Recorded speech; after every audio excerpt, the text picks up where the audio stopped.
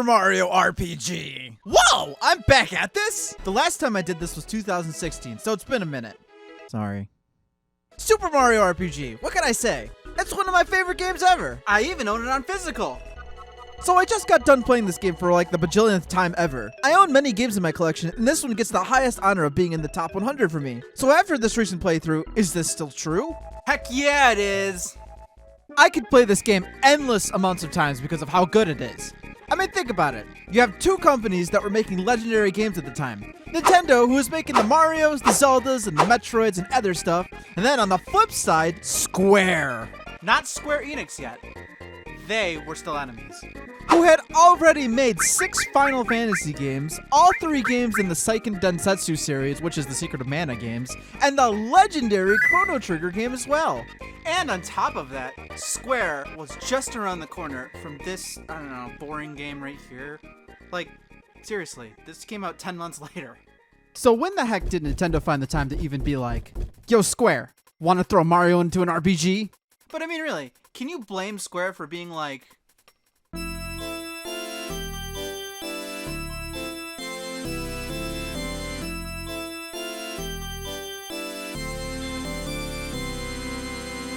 Believe it or not, this game just outsold more than Chrono Trigger. But hey, let's talk about this game. Man, what isn't there to love about this game? Well, let me tell you, because there are a couple things about this game.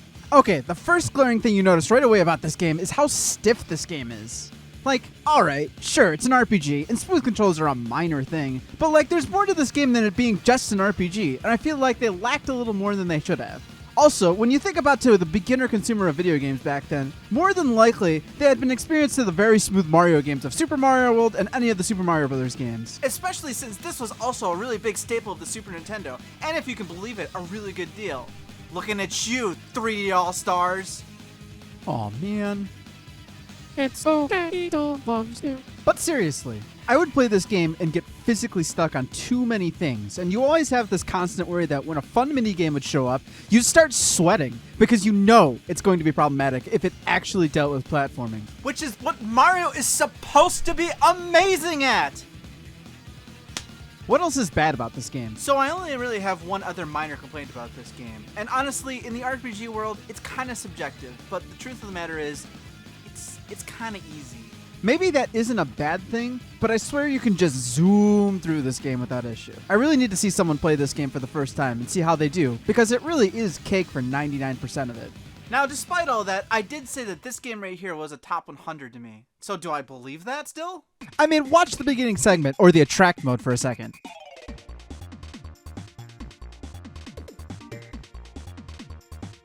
Everything about this pops like crazy. All the colors, all the action, and there's so much depth that it provides such a deep story for you to keep going. To summarize the story, Peach is, just hanging by the flowers by herself near Mario's house. You know when you meet all the Toads that are a part of her, like, council? That, like, tell her that she can't, like, do anything because, you know, she's a princess? Why was this the exemption? Because, of course, Bowser shows up and snatches her away. You then proceed to break into the castle right away. Instead of going through 8 worlds this time. But if you are a pro like yourself, then it would only take you 3 worlds to get. Ah, good call. Even the doors at the keep just open automatically for you. Like, did Mario step on the magic pad to automatically open them, or did Bowser want Mario to show up? You storm the castle, you beat up Bowser, and that's the game, right?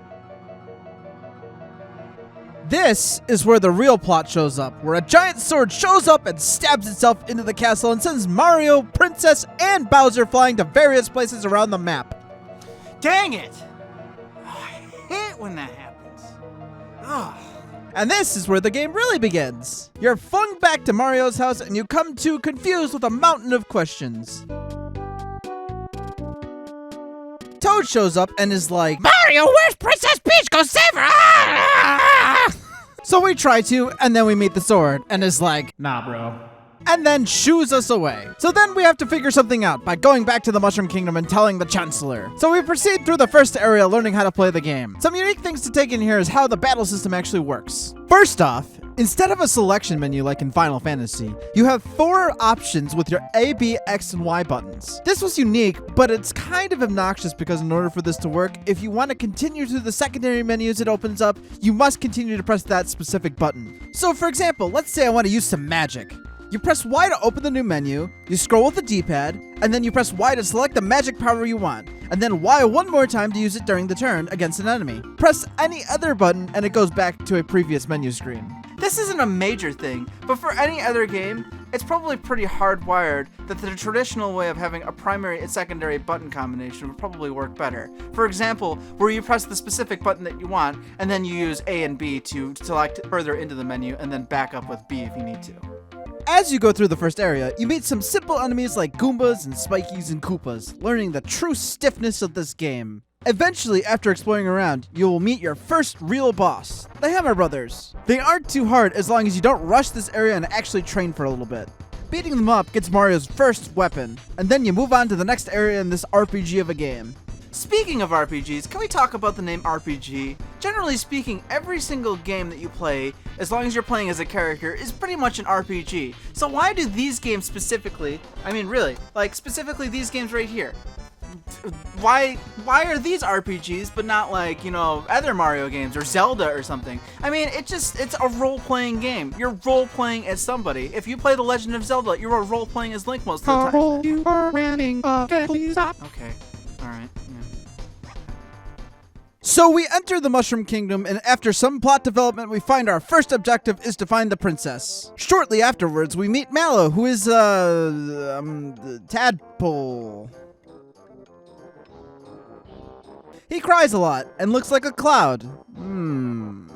Anyways, we have to help him out because a stupid annoying alligator took his stuff. We chase him down, and after some very rude dialogue, we then go into a battle and beat him up. Once you finish the fight, Mallow gives Croco the final hit that he deserves and gets his coin back along with some other stuff such as a wallet Croco stole. After all of that, you head back to the Mushroom Kingdom to realize it's pretty dreary here and that it's flooded with evil Shy Guys and a very big knife by the name of Mac. Why, that's a music reference! Hold on, Pearl. We'll get to talking about music, but first we gotta talk about this train plot unfolding. You find out that this knife is a minion of a greater being by the name of Smithy, who is a godlike weapons creator, making all of his minions such as Mac the knife and the giant sword that fell in the castle weapon-like. After fighting and defeating Mac, you end up getting a star. No, not that kind of star. This unfolds more of this legend of a Mario RPG by revealing that we now have a secondary objective of having to collect these now. I should mention that nobody actually ever calls this game by its true full title. I mean, think about it. The true full title of this game is Super Mario Role-Playing Game, The Legend of the Seven Stars. Also, I never ever hear people talk about this game being a legend. Yeah, that's right. I'm the only one with legends around here. So after all of this, the Mushroom Kingdom then returns to normal and Mario must head out into the world looking for Princess Peach and acquiring these 7 stars. So what better place to go next than through some sewers? Because this is a Mario game, and of course we have to milk all the plumbing references as possible without actually making it too gross. After making your way through the sewers, you fight this crazy-looking bear cat thing by the name of Balloon, whose big gimmick is that he eats your party members if you let him. Don't worry. You'll get them back after a few turns. They're not gone forever. Beat him, and then you realize you've made a grave mistake as you hear water rushing towards you in the distance, taking you straight to a waterfall. But wait, what's this? Yep, that's right. You have to play a mini-game where you fall down a waterfall trying to swim up it. It's actually pretty fun, and you'll be surprised how often you keep doing it over and over and over again.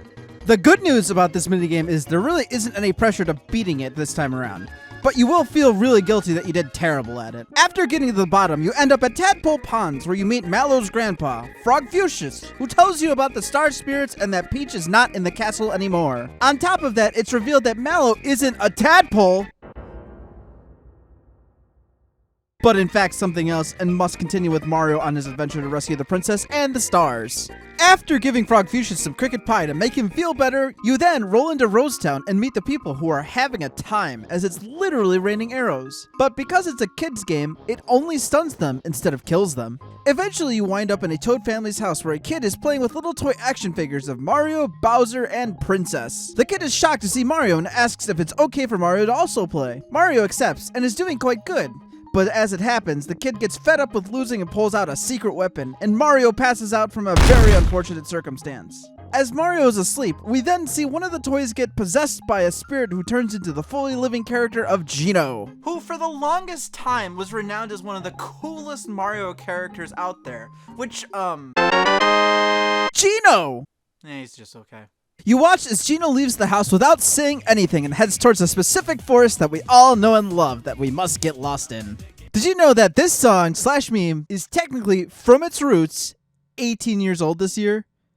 Don't you feel old now? This forest is no joke as far as being obnoxious. You don't really get lost right away as there's lots of enemies upon enemies upon enemies to fight here. You have to slowly chug through this place to make progress, and then you end up in the actual forest maze. Once you finally become the gaming god and get to the end of the forest, you meet the main boss of this area, Bowyer, who has the second star piece you were looking for. You then see Gino swoop in to try and stop him. He kinda fails, and then Mario shows up to save the day at the last second and team up with Gino. Bowyer's biggest gimmick is the ability to deny you access to a single action during the battle, and also has the ability to change it mid-fight too. So you really want to balance out your flower points and attack power to maximize everything. After beating him, you get another star. No, not that kind of star. Gino then explains that he was possessed by the spirits above and that his mission is to collect the fallen star pieces to rebuild the Star Road so that people's wishes can be granted again. Is this why my wishes won't come true?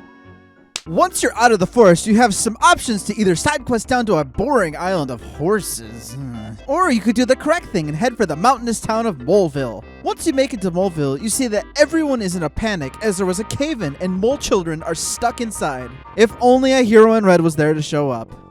Oh well, I guess I'll have to deal with a plumber. You head on in and roam around this mountain full of bombs and other assorted cave dwellers. Eventually, after roaming around, you find this trampoline in the middle of the cave. It does beg the question of, should we jump on it? Of course you're gonna jump on it. Why wouldn't you jump on it? So you jump on it only to literally bang into the ceiling and fall straight back down and get knocked down. You come to and see Croco taking all of your coins.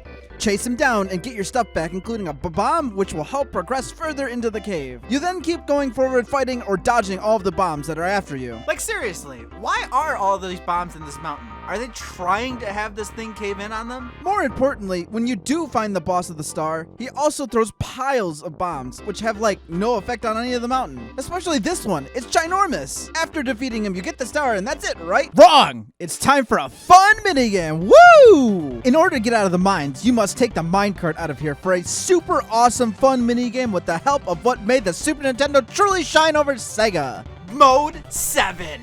This was amazing to look at all these years ago. Compared to anything else, any game that used Mode 7 was cool. But it was a little ahead of its time, too. Like, really quick, I like the original Star Fox game, but boy, that game really chugged comparative to Star Fox 64, which was a million times smoother. Anyways, after riding around in a minecart, you return to Moleville with children saved and run into some sniffets who tell of a tower owned by a shady character with a special female guest in pink who sounds awfully familiar. You head through the mountains and arrive at the tower to meet with a very sad and crying Koopa who has lost it all. Yep, I'm no joke talking about Bowser. So after talking with Bowser, he agrees to have you join the Koopa army and work with him to get his castle back. Basically, it just means that he's your fourth party member. At the top of the tower, we also see Princess Toadstool Peach, clearly indicating why we really need to climb this tower. So after breaking down the door, you realize you have entered a decent definition of a funhouse, as the enemies that are here fit the picture as well as all the goofy things you can do. Also, the music in this place is 100% a jam. So after climbing the tower and enjoying all the very stressful but truthfully fun mini-games that make this place that much more amazing, you meet Booster in his element and find out that he has the mind of a very curious child who is just trying to experience life and has decided that it's time to understand marriage, and the only way that can be done is by marrying the princess. Mario, Bowser, and Princess all agree this shouldn't happen, and then get into a fight with some of Booster's minions. After defeating them, you proceed to chase Booster up a very long hill, which is a minigame to earn more flower points. Once you make it to the top, you see that he's heading for the very scenic and very hidden away location of Marrymore, which is apparently the only good place in this whole entire world to place a chapel and get married. You arrive there and find out the wedding that was supposed to take place was rudely kicked out by Booster so he can have his wedding. What a jerk. So you break in to stop the wedding, and in the process of saving Princess, you are all interrupted to have some cake. Yeah, I'd still eat it. Unfortunately, so would Booster, because once you beat up that cake, he eats the whole cake in one bite. Booster has felt that the marriage is over and then proceeds to move on with his life, and thus the princess is free, I guess. So you bring the princess back to the Mushroom Kingdom and you part ways. except not really. She wants to keep helping you and stays as your 5th and final party member. After literally traveling to the Mushroom Kingdom for no good reason other than plot, drop by Tadpole Ponds to learn that the next star piece is in the very kind of out of place Star Hill. Like, really, I feel like this is such a strange place in this game. Like, they just needed a filler spot, and this was kind of the best they could kind of think of. I mean, it had to do with stars and wishes, which is, you know, correct, but, like, everything else doesn't really just, like, lead to it. You just kind of show up, and then you just kind of leave. You show up here, and it's a place where people's wishes end up, where everyone can just apparently read them. I would hate this, and you all would too. Be real here. After roaming around and fighting some enemies, you eventually then find the star piece. Just sitting there. Best boss battle ever. Like, seriously, I'm not joking. This is how you get this star. Now that you've been cautiously stunned, you leave and head for the next village called Seaside Town. Once you arrive there, you notice that something is extremely odd there. All the toads are acting weird, but the elder does give you good advice to jump into the water where he thinks the next star is hiding. So go ahead and do that, and don't worry about drowning as Mario can apparently breathe underwater. You eventually end up in a pirate ship where you fight lots of creatures but get to solve puzzles in order to progress. I haven't really talked about this yet, but truth be told, the puzzles in this game are really, really spot on. Like, they're pretty up there as far as puzzles in an RPG. You'll be impressed if you ever play this. For example, you have to solve this weird 3D maze, or you have to make it so this Koopa follows you to knock the ball off the crates onto the Switch. And then on top of that, you have to use these clues that you get from each of these mini-games to spell the correct password so you can keep going. After all that, you then fight a giant blooper squid. Because RPG, that's why. Afterwards, you meet Johnny, who is the leader of the pirates here, and battle him with some serious honor. By that, I mean you actually have to do a 1v1 face-off against him. Beat him up and get the star and return back to Seaside Town to realize the inhabitants are all evil and will harm the actual residents if Mario doesn't give up the star. Two things. First of all, this is a seriously horrible, brutal torture. Don't let them do this. Please, don't let them do this. And second off, why do they only take one and not all the stars? I don't get it. Like, just take all the stars. So of course you say no to them and let the actual elder get tortured a few times. So you give them the star, chase after them, and then you finally reach the first actually challenging boss in this game, Yardovic. Yaridvic. Yardovic? Yaridovich. The problem with Yardstick is he tends to have some high-hitting attacks, so unless you are properly prepared to tank the damage with straight-up defense or look around for proper accessories to equip, then you'll be in for a minorly rude awakening. Beat him up to get the star back and keep on trekking to the next location called Land's End. This is the end of all the land accessible places, so the name, it really makes sense. So you work your way through a region that takes you through mountains, deserts, and through a temple where you once again fight the party member eating boss of Balom. Once you defeat him, you'll end up in the awesome village of Monstro Town, which is a town filled with enemies you would normally run into out in the wild turned friendly. This place is great, and I feel like it's one of the more unique places you go to in any video game. Everyone is so goofy and friendly. I love it. Like, seriously, I would totally live here. At this town, you'll find a lot of endgame objectives to find, such as if you got every single secret box, or how many super jumps you've done. Don't even get me started on those stupid super jumps. Like, seriously, don't even. As well, you'll find the dojo here to really test your skills with 3 tiers to fight the master at. Lastly, you'll find the super boss Kulix, who is from another well-known game of squares. He can be extremely difficult if you are not at all prepared, which will up the challenge of this game if you so desire. Once you explore around the town, you'll learn of a star right here in the town. You'll learn that the star that's here isn't quite what you thought it would be. But you do learn that there's another star possibly up in the sky in the clouds. So you make your way up via the Koopa Patrol on this fun little minigame where you have to climb as fast as possible. Once at the top, you'll find your way into a valley of piranha plants called Bean Valley. There's a lot of stuff you can find here, including the very secret casino in a Nintendo game. Once you make it through the valley, you'll find a fly guy and a very large piranha plant, which you must defeat. You'll unlock a vine plant up into the clouds. With there being no more land left, you climb up and up and up and up and up and up and up and up. Eventually, you'll make it high enough into the clouds where you see that this is a kingdom full of people that look shockingly like Mallow. So, are these guys all tadpoles too?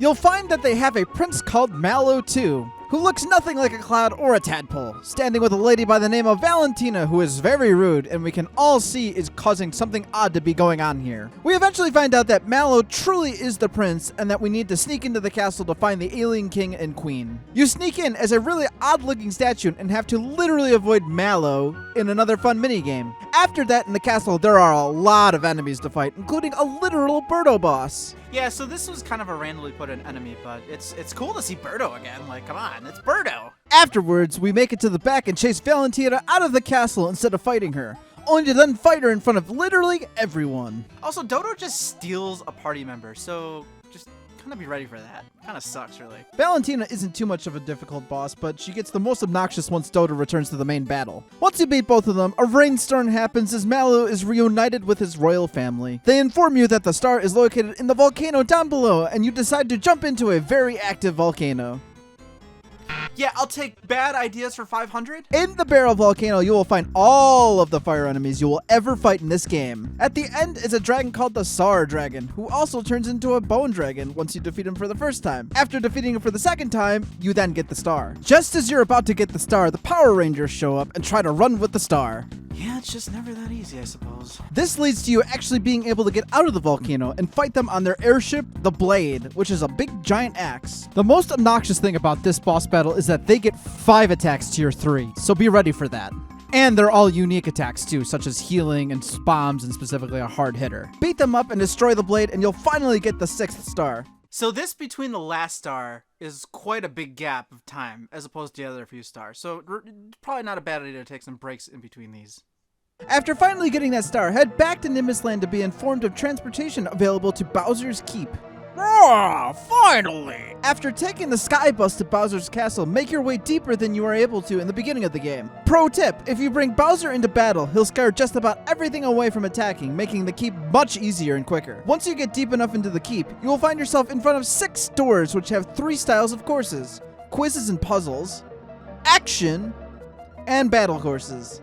So no joke, the puzzle courses in this are probably actually the hardest of them all because you have to do multiple puzzles one time through each time in a series or else you have to start all over again. It kind of sucks. Pass 4 out of 6 of the doors and you will be able to continue on after a quick battle against a Magic Koopa. You will then be in a room with more chandeliers where you will fight not only a quick mini-boss, you will also have a very strange ride up on the chandeliers.